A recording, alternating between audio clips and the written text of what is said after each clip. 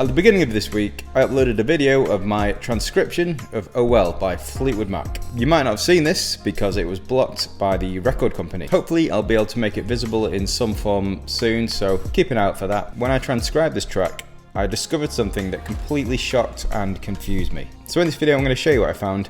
Maybe you'll relate to my confusion, but more likely you'll think I'm an idiot. The opening riff goes like this.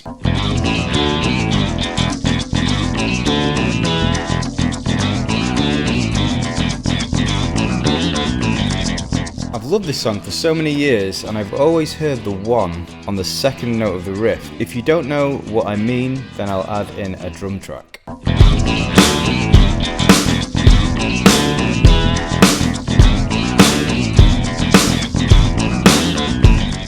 You might be thinking, yeah, that's what I hear, but more likely, you're shouting at your screen as you're hearing it like this.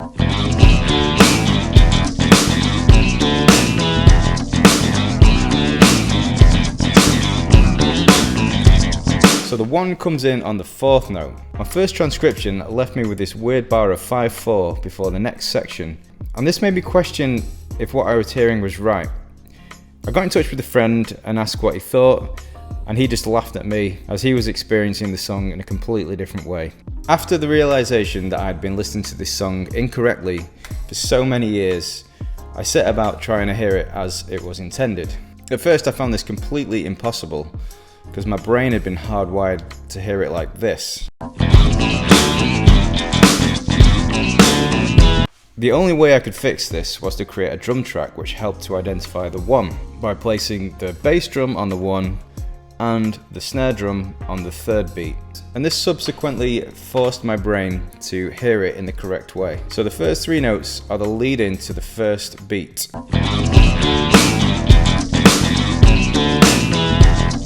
The traditional word for this is an anacrusis. You might have heard of it as a pickup. After doing some Googling / research for this track, I found out it was the main influence for Black Dog by Led Zeppelin. And that totally makes sense, as Black Dog has also got some weird timing stuff going on. I talked about this in a past video, which you can check out after this if you want. So I also found that this is not an uncommon thing, and composers often do this intentionally. I've heard it described as metric ambiguity. It's when the composer doesn't clearly identify the first beat. Sometimes they'll clearly outline the first beat later in the song, often by the use of a drum track. A good example of this is a track by Daft Punk. The composition forces your brain to believe that the synths are playing on the beat, as there is nothing to tell it otherwise. Partway through the song, the drums come in, and you can hear that the synth has actually been playing off the beat.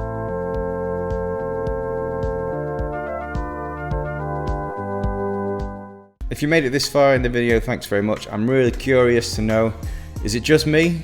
Am I the only one who heard it that way? If so, let me know in the comments. Say, yes, I can hear that, or no, you're an idiot. Consider subscribing to the channel, and now check out this video.